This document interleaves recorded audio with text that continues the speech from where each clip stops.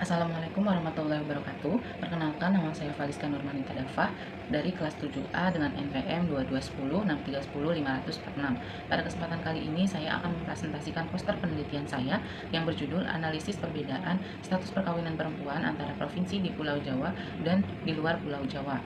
Nanti juga saya akan menjelaskan tentang tata cara perhitungan pada Excel dan RStudio. Nah, di sini kalau kita lihat dari latar belakangnya, status perkawinan perempuan merupakan indikator penting dalam studi kependudukan karena berhubungan dengan faktor pendidikan, ekonomi, dan norma sosial.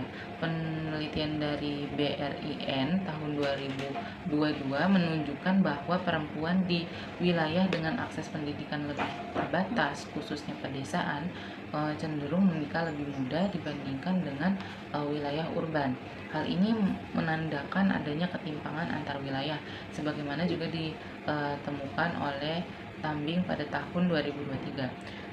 Pulau Jawa memiliki tingkat urbanisasi lebih tinggi dibandingkan luar Pulau Jawa. Karena itu terdapat dugaan bahwa status perkawinan perempuan di kedua kelompok wilayah ini berbeda. Namun penelitian yang secara khusus membandingkan keduanya masih terbatas. Nah, berdasarkan celah penelitian tersebut, saya melakukan penelitian menggunakan data dari BPS pada tahun 2015. Tujuan dari penelitian ini adalah untuk mengetahui apakah terdapat perbedaan signifikan pada status perkawinan perempuan antara provinsi di Pulau Jawa dan provinsi di luar Pulau Jawa. Metode yang digunakan adalah uji non-parametrik Mann-Whitney karena kedua kelompok sampel ini independen dan berukuran berbeda.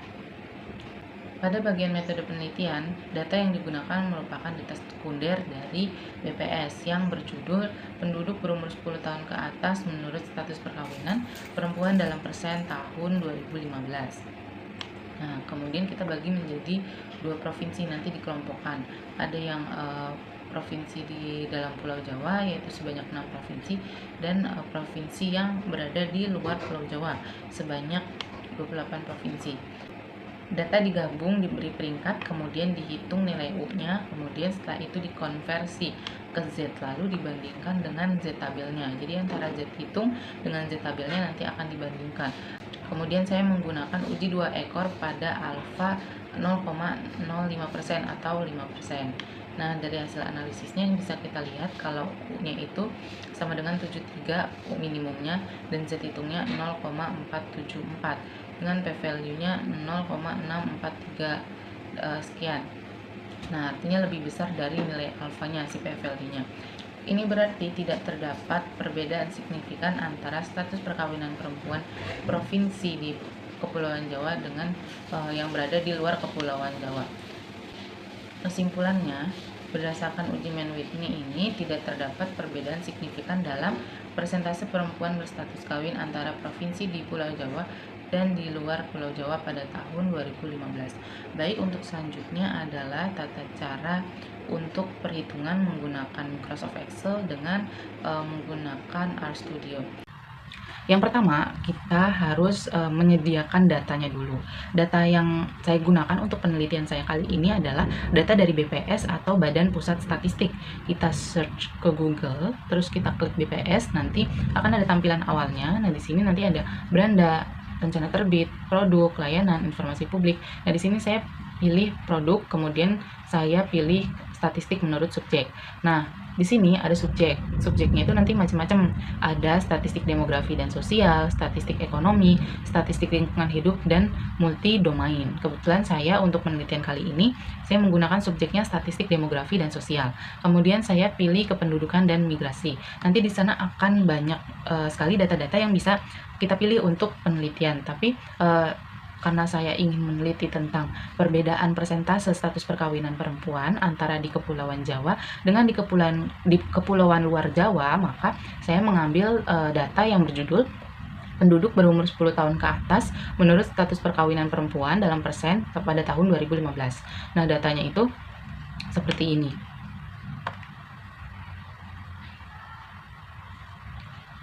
Nah, dari data ini kita bisa langsung download dengan dua tipe jenis file. Nanti bisa dipilih sesuai dengan keinginan. Nah, kemudian setelah di-download, hasilnya seperti ini. Ini adalah file yang sudah saya rapikan sebelumnya. Jadi nanti kita akan menggunakan variabel provinsi dan variabel kawin. Jadi nanti kita akan menggunakan dua kolom ini saja. Nah, setelah itu kita buat lembar kerja baru, lembar kerja Excel baru untuk memisahkan yang provinsi saja dan yang kolom kawin saja. Saya sudah membuat lembar kerja barunya, dan di sini ada kolom provinsi dan kolom persentase. Yang tadi kolom kawin itu kita ubah menjadi persentase. Yang warna biru ini saya tandai karena sebagai pembeda untuk yang warna biru ini untuk Pulau Jawa, yang kuning ini untuk di luar Pulau Jawa. Nah, setelah itu kita harus membuat hipotesisnya, hipotesis penelitiannya. Seperti ini. 0 di mana tidak terdapat perbedaan persentase perempuan berstatus kawin antara provinsi di Pulau Jawa dan provinsi di luar Pulau Jawa. Dan yang kedua, hipotesis 1, terdapat perbedaan persentase perempuan berstatus kawin antara provinsi di Pulau Jawa dan provinsi di luar Pulau Jawa. Kemudian kita buat hipotesis statistiknya. Kita buat dulu di sini.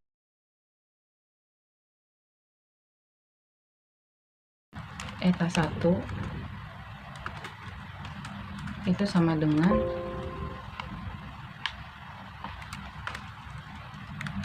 eta 2.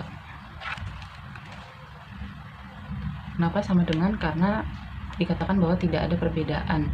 Artinya ya eta 1 sama dengan eta 2. Kemudian hipotesis alternatifnya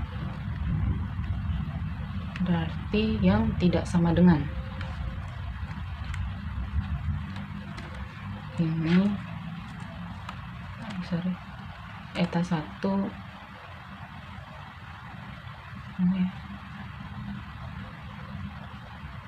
eta 1 tidak sama dengan eta 2 karena dikatakan terdapat perbedaan. Ya, kemudian setelah ini kita gabungkan semua persentasenya di dalam data gabungan. Sini aja. Oh, nggak bisa.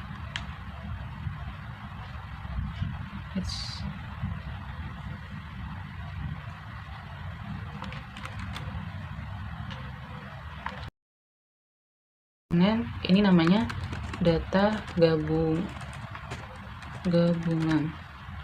Nah, di sini sampingnya pulau aja ya, pulau. Misalkan yang di Kepulauan Jawa berarti kita kasih label A, di luar Kepulauan Jawa kita kasih label B.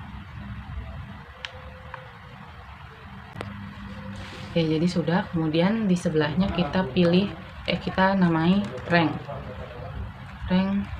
Sebelum ke rank kita urutkan dulu di si data gabungan ini dari data yang terkecil sampai ke data yang terbesar. Kita blok,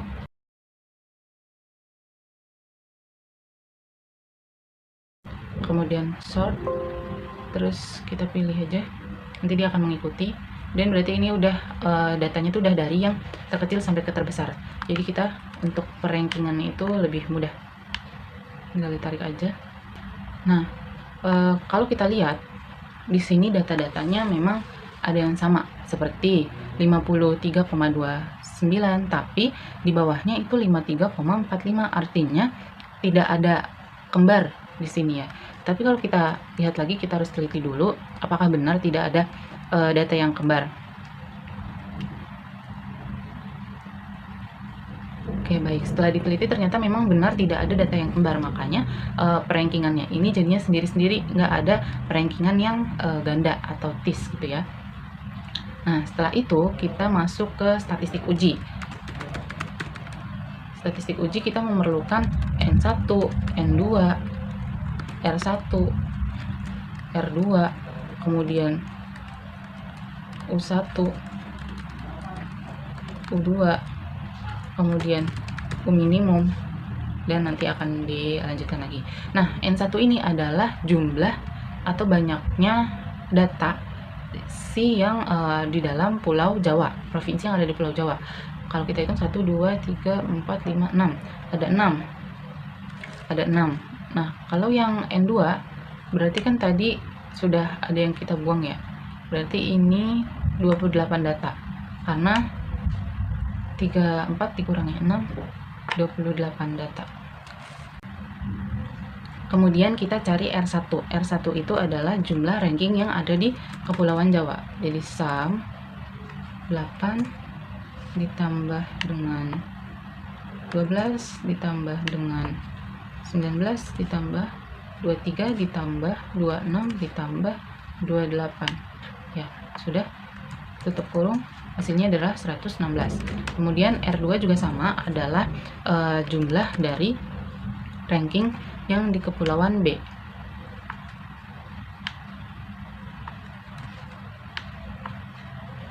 Ini ditambah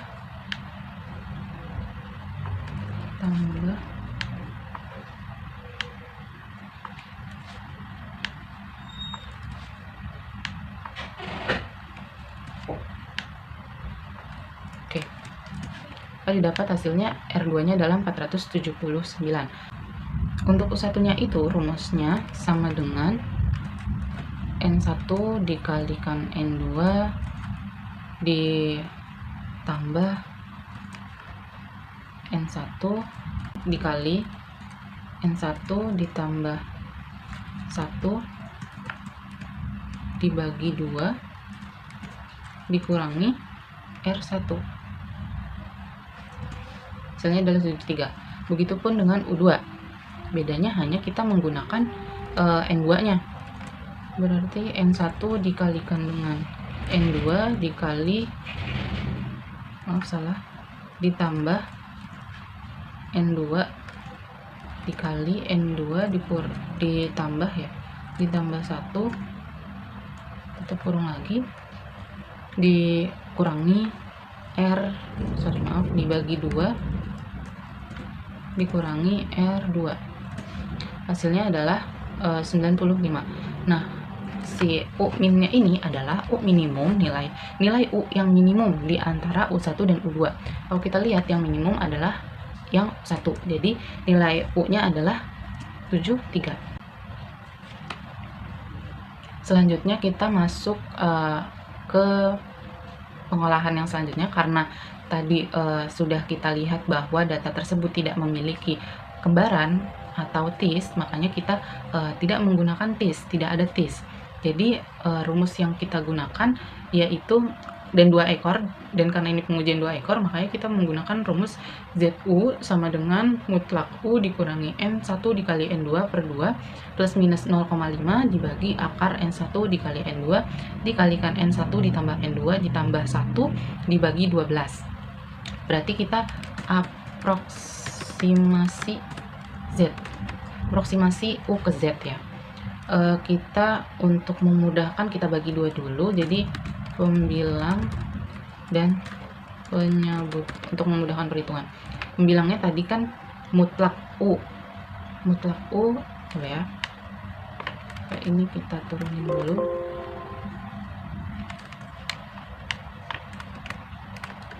Nah, sini ABS kan mutlak U dikurangi N1 dikali N2 dibagi 2. Nah, ini kan mutlaknya semua, jadi kita kurungkan juga. Nah, ini kan untuk uji 2 ekor itu ada yang plus 0,5, ada yang minus 0,5. Jadi kita pakai dulu yang plus 0,5. Mana ya?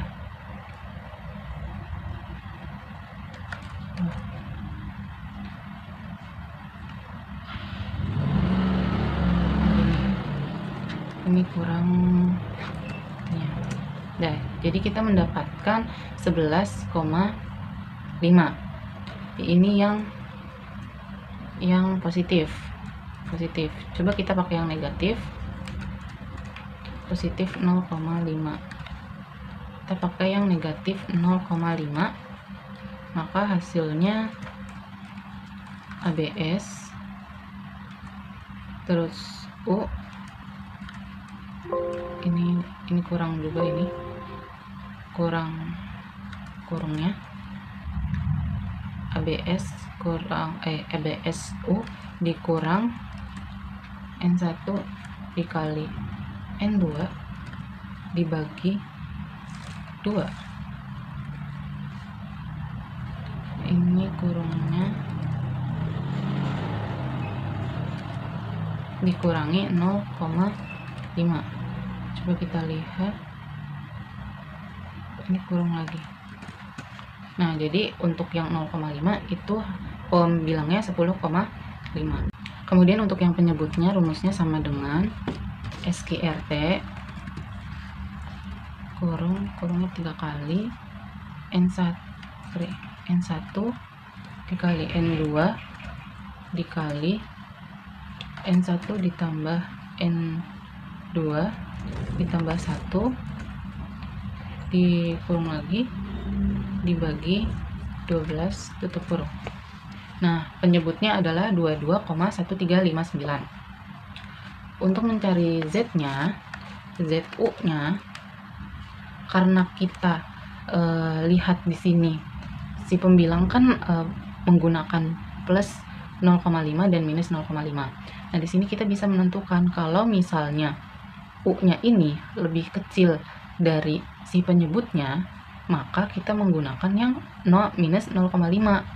Jadi untuk menghitung ZU-nya sama dengan pembilang yang ini 10,5 dibagi dengan penyebut.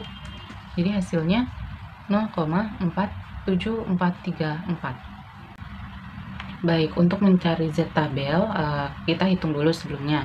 Kan indeksnya 1 dikurangi 0,05 sebagai alfa dibagi 2 karena kita menggunakan 2 ekor.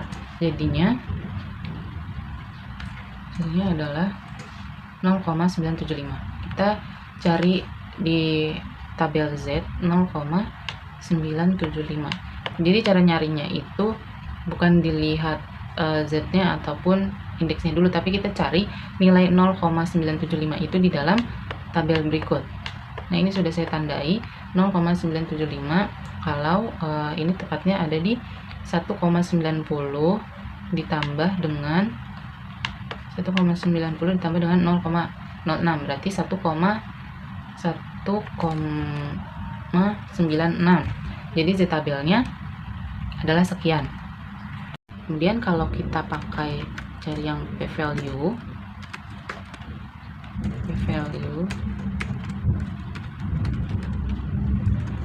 itu sama dengan 2 dikali dengan 1 dikurang 0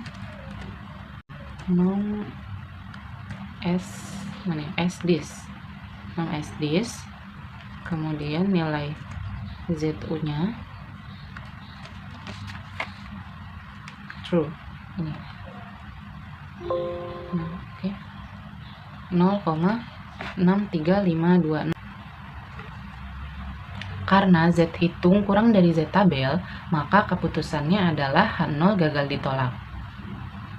Kalau kita lihat dari p-value juga, di sini p-value lebih besar dari alfa, maka keputusannya juga gagal menolak H0.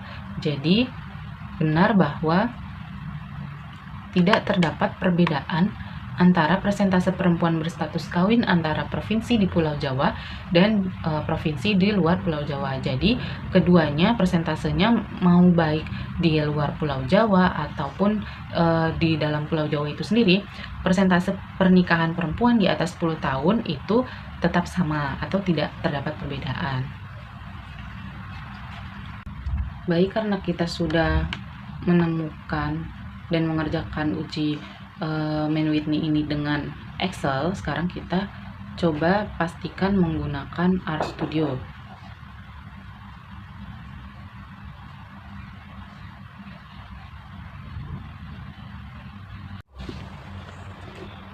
karena kita ingin menggunakan RStudio, maka kita perlu membuat data-data ini lagi di sheet yang baru.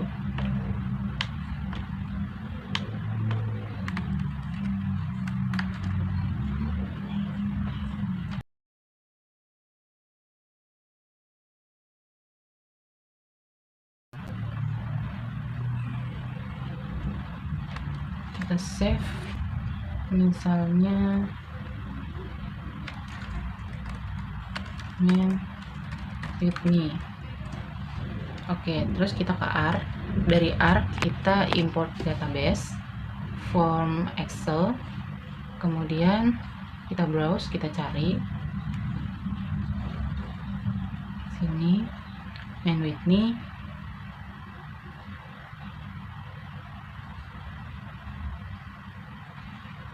Ini numerik, yang pulau, karakter.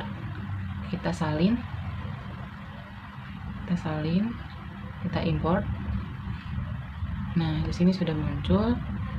Kemudian kita pastekan rumusnya. Terus kita tulis lagi, kita ketik lagi definisikan variabel atau kelompok sampel E1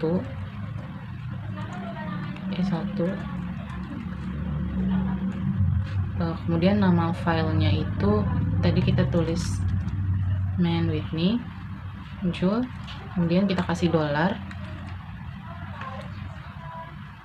data gabungan. Kemudian tuliskan lagi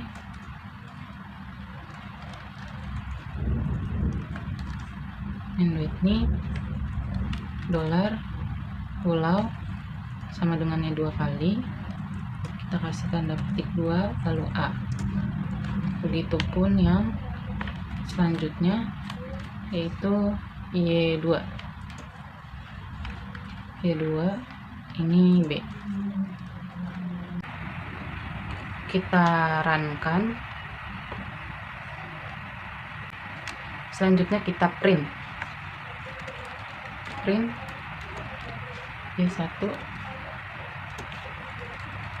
print Y2.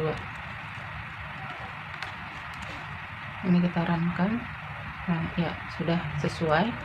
Kemudian kita tulis uji man with me, atau biasa yang dikenal dengan Wilcoxon rank test.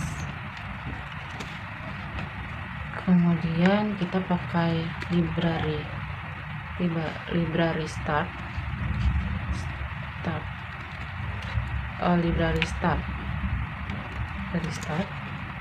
Wilcox test Y1, Y2 alternatif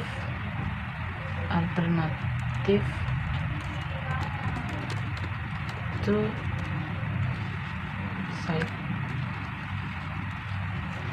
Kemudian maunya 0,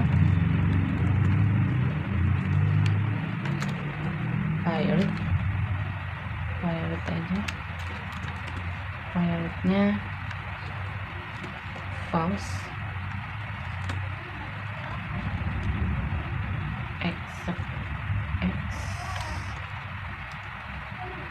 ini ya, no,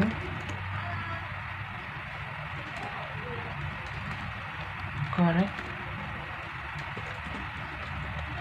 true, dan conf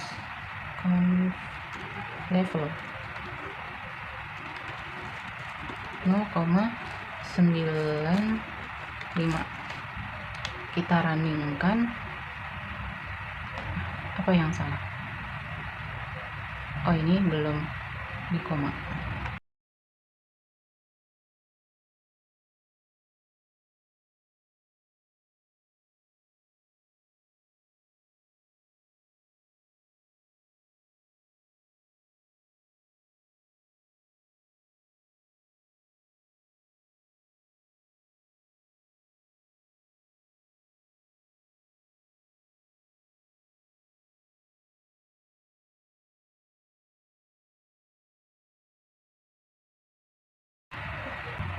terlihat bahwa hasilnya W-nya ini 95. Kalau kita balik lagi ke Excel, 95 itu berarti yang U2-nya. Berarti dia pakai yang perhitungan U2. Kemudian p-value-nya 0,63526. Berarti artinya gagal menolak H0. Jadi antara RStudio dengan Excel itu hasilnya sama. Mungkin sekian yang dapat saya sampaikan, kurang lebihnya mohon maaf. Semoga bisa menjadi ilmu yang bermanfaat untuk kita semua. Terima kasih. Wassalamualaikum warahmatullahi wabarakatuh.